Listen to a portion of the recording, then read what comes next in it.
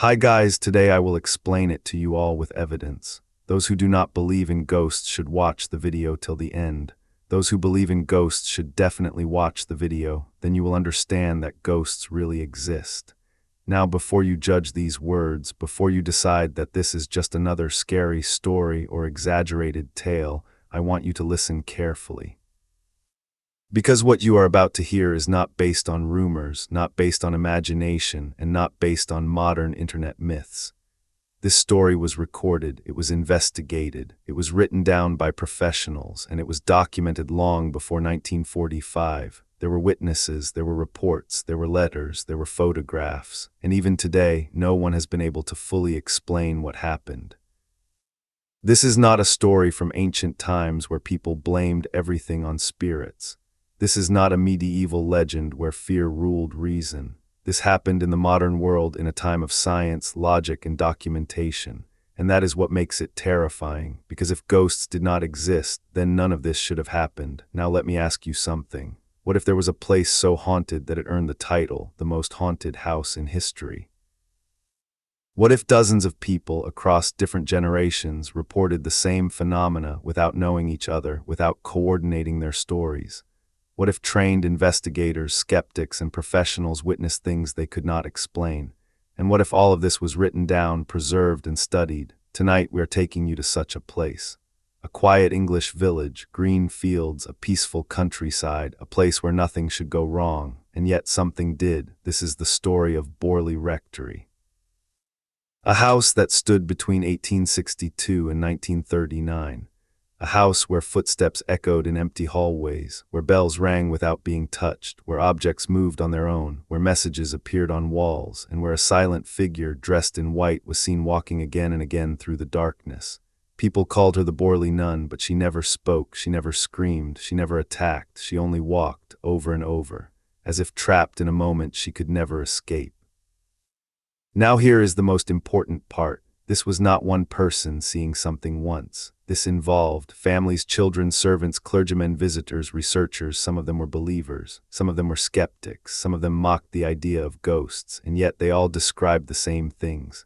Imagine living in a house where you hear footsteps above you but no one is there, where stones are thrown across rooms with no one near them, where writing appears on walls asking for help, where fires start on their own. Imagine waking up at night and seeing a woman standing silently in the hallway, not moving, not blinking, just watching. This is not a jump scare horror story. This is slow terror, the kind that creeps into your mind and stays there, the kind that makes you question reality itself. Now let's be very clear. Borley Rectory was not famous when this began. There was no fame to chase, no social media, no YouTube, no money. People didn't want attention. They wanted peace. And many of them fled because they couldn't take it anymore. Letters were written during the hauntings, not years later. Reports were filed while events were still happening.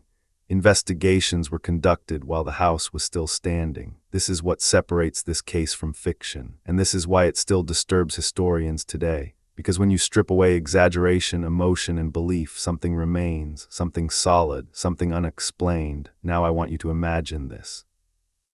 You are standing in a long, narrow hallway. It is late at night, the house is silent, and suddenly you hear footsteps, slow, deliberate, coming toward you. You call out, no answer, you look, and you see a figure at the end of the corridor, a woman in white, her face pale, her eyes empty. She does not speak, she does not move toward you, she simply turns and walks away. Would you call that imagination, or would you call that something else? Now here is where the story takes a darker turn. Because Borley Rectory was not just haunted, it was aggressive. Objects were thrown, people were targeted, children were terrified, and at times it felt as if whatever was inside the house wanted attention, wanted to be noticed, wanted to be acknowledged, and when it was ignored, it became louder, stronger, more violent. This forced people to ask a question that still has no answer. Can a place remember pain? Can walls absorb trauma?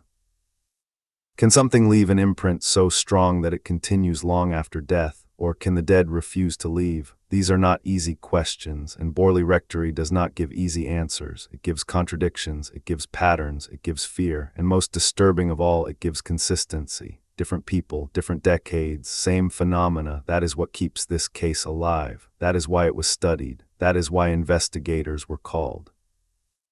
That is why it became legendary, not because people wanted it to be, but because it refused to be ignored. And as we move deeper into this story, you will see something unsettling. The haunting didn't start suddenly. It built slowly, almost patiently, as if whatever was there was waiting, waiting for the right moment, waiting for the right people, waiting to be believed. The first family to live at Borley Rectory never expected their lives to change forever. When the building was completed in 1862, it looked peaceful, respectable, and ordinary, exactly the kind of place a clergyman and his family would feel safe. Surrounded by quiet fields and narrow country roads, the rectory stood isolated but calm, far from the chaos of the outside world. At least that is how it looked during the day. The trouble began slowly, almost politely, as if whatever existed there did not want to frighten anyone too quickly. It started with footsteps. At night, when the house should have been silent, people heard slow footsteps moving through the hallways. Sometimes they sounded like they were above the ceiling. Sometimes they echoed from behind closed doors. When someone went to investigate, there was never anyone there. At first, the family blamed the house itself. Old buildings creak, wood expands and contracts, floors shift. They tried to explain it away. But then the footsteps became clearer, heavier, deliberate. They followed patterns. They moved from one end of the house to the other as if someone was walking with purpose. That was when unease crept in. Soon after, the servants began to complain. Bells rang without being touched. Doors opened on their own. Objects that were placed carefully on tables were later found on the floor, sometimes in different rooms. Still, no one spoke of ghosts, not yet. The first sighting came months later. Late one evening, someone glanced out of a window and saw a figure moving along the garden path. Woman dressed entirely in white. Her shape was tall and thin, her movements slow and unnatural. At first they assumed she was a visitor, then they realized something was wrong. She made no sound, she did not react when called, and when someone stepped outside to follow her, she vanished right in front of their eyes. This was the moment fear entered the house. Word spread quietly among the family and staff. No one wanted to admit what they were thinking, but everyone felt it. The house was not empty.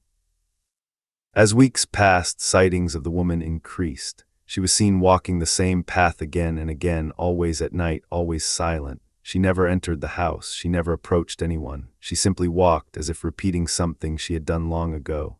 Soon, people began calling her the Borley Nun. Local stories started to surface. Whispers of a religious order that once stood on the land centuries earlier. Tales of forbidden love, of punishment. Of a woman sealed alive behind walls as punishment for breaking vows.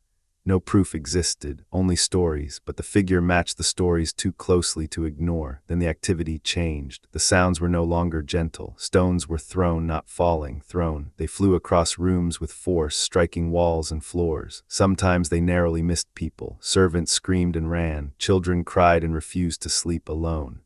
And still, the family tried to remain rational until the writing appeared. One morning, words were found scratched onto the walls.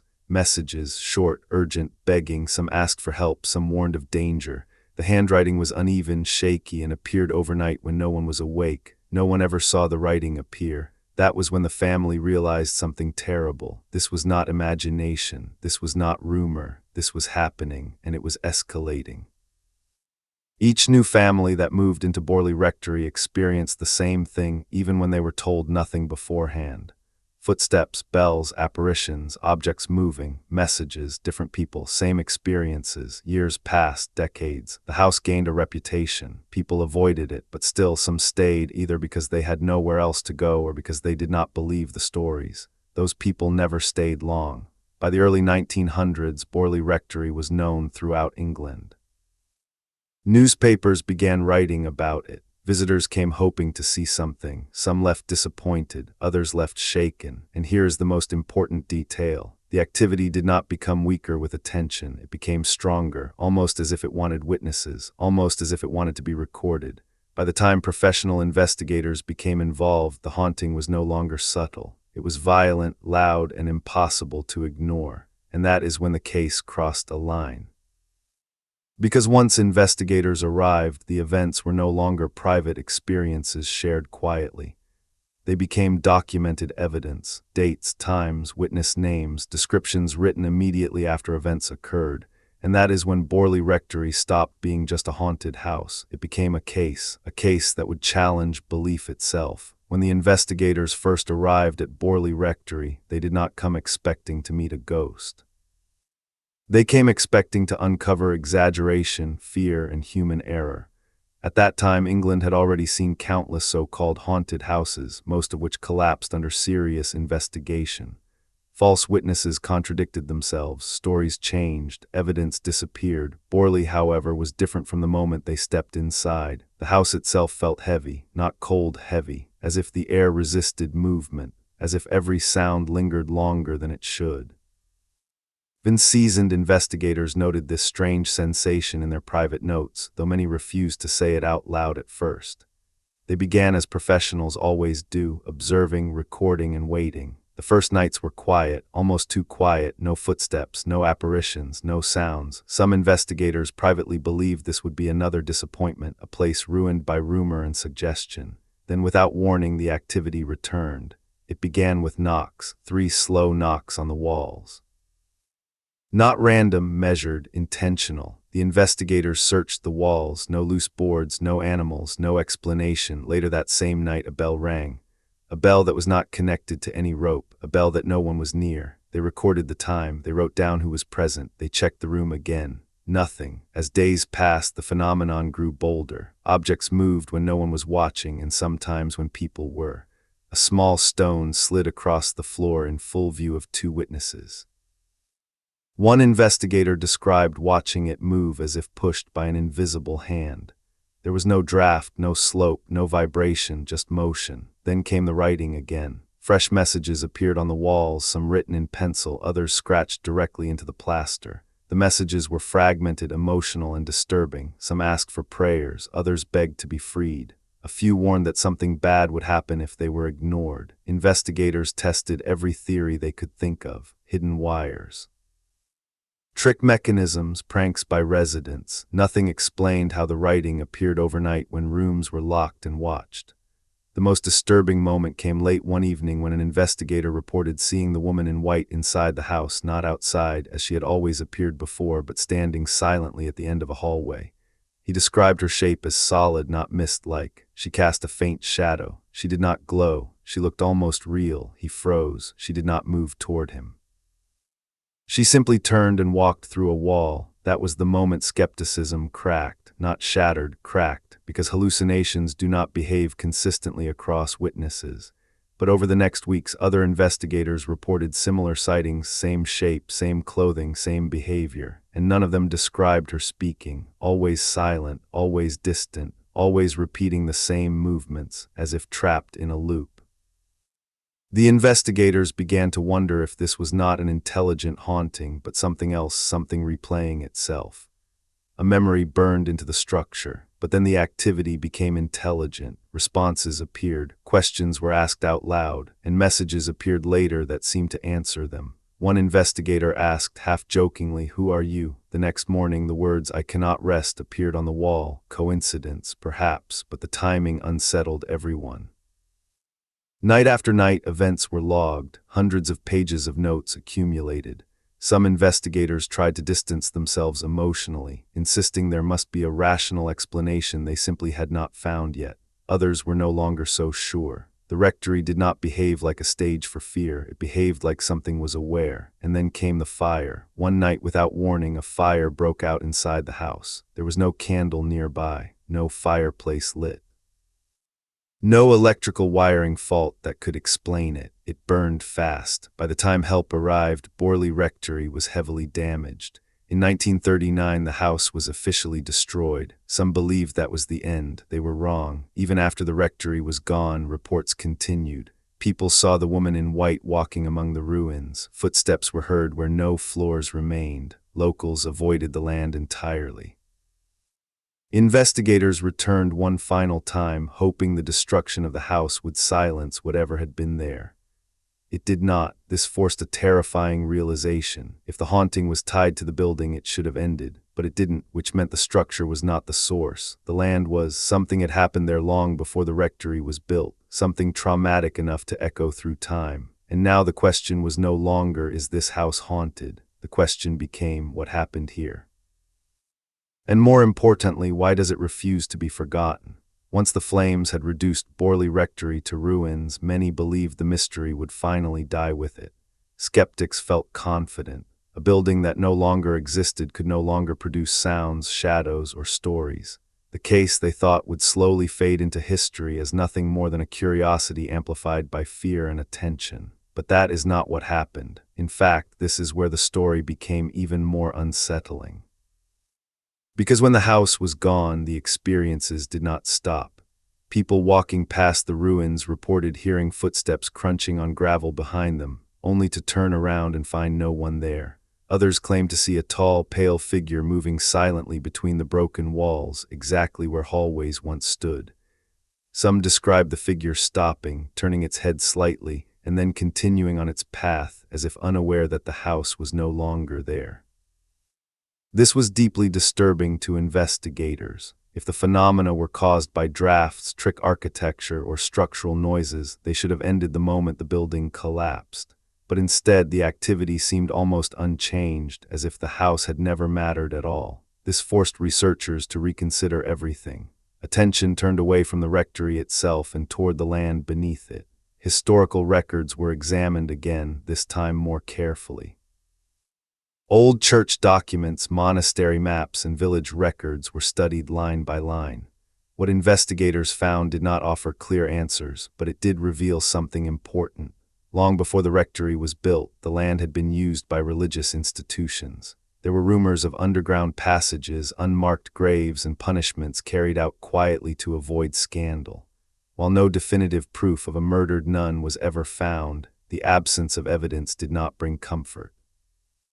Because history has a habit of erasing the inconvenient, punishments carried out in secret rarely leave neat records, and those in power often made sure that shameful events disappeared from official documents.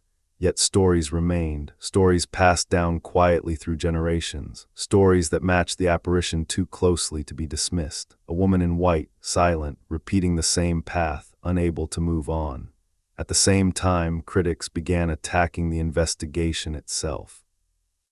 They accused the main researchers of exaggeration, of selective reporting, of allowing belief to cloud judgment. Some suggested that certain residents may have faked events for attention or excitement, and to be fair, some incidents at Borley were later questioned. Not everything reported there was pure, not everything was trustworthy. But here is the uncomfortable truth that remains. Even after removing the doubtful events, even after accounting for exaggeration, even after accusations of fraud, there were still incidents that had no explanation. Independent witnesses reported the same sightings years apart. Investigators with no emotional connection to the case experienced things they could not replicate or explain. And perhaps most importantly, no single explanation covered everything. That is the hallmark of something real. False stories collapse when examined closely. This one did not. Instead, it fractured, leaving behind pieces that refused to disappear. Now consider the psychological explanation again. Could stress and expectation create shared hallucinations? Possibly.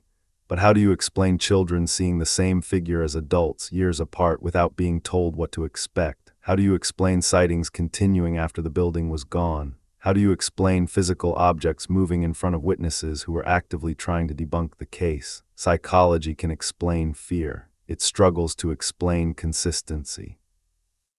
Then there is the idea of residual energy, a theory often dismissed but still discussed seriously by some researchers.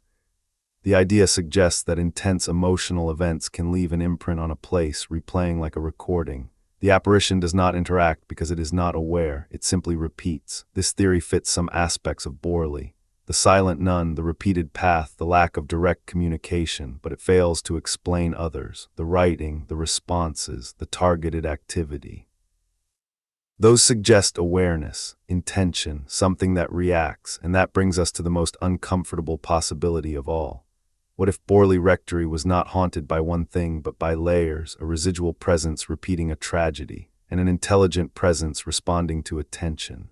If that sounds impossible, consider this. Even modern physics accepts that time and space are not as simple as we once believed. Memory, energy, and information behave in ways we do not fully understand. Consciousness itself remains one of science's greatest mysteries. To say this cannot exist is not the same as proving it does not. Borley forces us into that uncomfortable space where certainty breaks down, and that is why it still matters, because this case does not ask you to believe in ghosts, it asks you to admit uncertainty. It asks you to acknowledge that something happened to real people across real decades in ways that resist simple explanation. The investigators themselves were changed. Some became more cautious skeptics, others stopped investigating entirely. A few admitted privately that Borley followed them not physically but mentally. They questioned more, doubted more, became less confident in absolute answers. That is not the effect of fiction. That is the effect of something that unsettles your understanding of reality. And now we arrive at the final and most important question. Why does this story still exist? Why among thousands of ghost stories does Borley Rectory continue to be discussed? The answer is simple, because it was not designed to convince. It was designed to record what people saw, what people heard, what people experienced. And when you look at those records honestly, without forcing belief or disbelief, you are left with something unresolved, something unfinished, just like the figure in white who continues to walk a path that no longer exists. When we step back from Borley Rectory and look at the entire story as a whole, something becomes very clear. This was never just about a ghost in a house. It was never just about a woman in white, footsteps in the night, or words appearing on walls. This was about something much deeper, something that sits at the edge of what we understand about reality itself. Because Borley Rectory forces us to confront a question most people avoid. What if the world is not as simple as we think? For decades, people tried to reduce this case into something comfortable. Some wanted it to be fraud because fraud is easy. Fraud can be explained, dismissed, and forgotten. Others wanted it to be imagination because imagination makes us feel safe. If fear creates ghosts, then ghosts are not real. But Borley never fully fit into either box. Every time someone thought they had explained it away, another witness appeared. Another report surfaced. Another event contradicted the explanation. And slowly, over time, what remained was not certainty, but doubt. And doubt is powerful, because doubt opens the door to questions. Now think about the people who lived there. These were not thrill seekers. They were families, children, clergymen, servants, ordinary people who wanted quiet lives. None of them asked to be part of history's most famous haunting, yet they were. Night after night, they experienced things that followed no logical pattern and yet were strangely consistent. They did not just hear sounds, they did not just feel fear, they saw something that repeated itself, something that did not react emotionally, something that behaved as if it were trapped in time, and that is where Borley becomes truly unsettling. Because if the apparition was not aware, then it was not a spirit in the way we usually imagine, and if it was aware, then it was something that existed beyond the rules we understand. Either option is disturbing. Now consider the idea of memory. Human memory fades, it changes, it distorts, but places remember differently. Places do not reinterpret, they do not forget. If something violent, emotional, or traumatic happens in a location, its mark can remain long after the people involved are gone. This idea is not mystical, it is psychological. Battlefields feel heavy, prisons feel oppressive, hospitals feel strange at night. Borley felt wrong, from the very beginning, long before investigators arrived. Long before newspapers wrote about it, long before anyone had anything to gain, that feeling is what drove people away. And feelings, while not evidence on their own, become important when they repeat across time and people. Now let's talk about the nun, not the legend, the figure. She did not scream, she did not chase, she did not threaten. She walked, always the same path, always the same silence, always the same distance. That behavior does not align with fear-based hallucinations. Hallucinations are chaotic, emotional, personal. This was none of those things. This was structured, predictable, almost mechanical, and that leads us to a terrifying possibility. What if time does not move the same way everywhere? What if certain moments imprint themselves so deeply that they replay not because they want to, but because they cannot stop? If that idea sounds impossible, remember this. We already accept that light from stars shows us the past. We already accept that time slows near massive objects. We already accept that reality bends in ways our ancestors could not imagine. Borley may not prove ghosts, but it strongly suggests that reality has cracks, and sometimes something leaks through. Now consider the writing on the walls. This is where the case becomes impossible to ignore. Writing is communication. It implies intent. It implies awareness. And it implies a desire to be understood. Whether those messages came from a spirit, a subconscious force, or something else entirely, they had meaning. They asked for help, they asked for prayer, they asked to be freed. Those are not random words, those are pleas. And even if one assumes human interference in some cases, the timing and emotional consistency remain deeply unsettling. Now think about the fire. Fire destroys evidence. Fire ends stories. Fire erases history. And yet after the fire, Borley continued. This alone should give anyone pause, because the easiest explanation died in the flames, and the hardest questions remained standing. People still saw the figure, people still felt watched, people still avoided the land. If belief created Borley, then belief should have ended when the house did. But it didn't, and that is why this story refuses to die. Now let's talk about what Borley Rectory teaches us. It teaches us humility. It reminds us that not everything fits neatly into categories. That truth does not always arrive fully formed, that some mysteries exist not to be solved but to be acknowledged. It also teaches us something uncomfortable about ourselves. When faced with the unknown, we rush to choose sides, believer, skeptic, but Borley exists in the space between. It does not demand belief, it does not collapse under doubt, it simply exists, and that is far more disturbing than any horror movie, because horror movies end, Borley doesn't. Now imagine being one of the investigators who left that place. You go back to your normal life, you sleep in your own bed, you walk familiar streets, but something has changed. You no longer trust silence, you no longer assume emptiness. You hesitate before dismissing someone else's experience, not because you believe everything, but because you have seen enough to know that certainty is dangerous. That is the quiet damage Borley caused, not fear, awareness. Now here is the final thought, the one that lingers long after the story ends. If Borley Rectory was not unique, if it was simply the most documented example, then how many other places exist like it? Places where something happened that refused to be forgotten. Places where someone suffered, vanished, or was silenced. Places where the past is not done speaking. And how many of those places have no witnesses left, no investigators, no records, only silence? Borley survived because people wrote things down, because they paid attention, because they refused to dismiss what they experienced simply because it was uncomfortable. That is why we are still talking about it today, not because it proves ghosts exist, but because it proves that reality is bigger than our explanations, and that sometimes the world leaves questions unanswered on purpose. So whether you believe in ghosts or not, whether you think Borley was haunted by spirits, memories, or something we do not yet have words for, one thing is certain. Something was there, something left a mark, and something made sure it would not be forgotten, because some stories do not end, they wait in silence until someone is willing to listen. And before we end this video, if this case made you question what you believe, if it made you pause, or if it stayed with you longer than you expected, subscribe to this channel for more real, documented mysteries like this. If you enjoyed this video, hit the like button. It really helps the channel reach more people who love unexplained history. And most importantly, leave a comment below and tell us where you're watching from. I read every single comment, and I want to see how far this story has traveled around the world. Until the next mystery, stay curious, stay aware, and never stop questioning what lies beyond what we can see.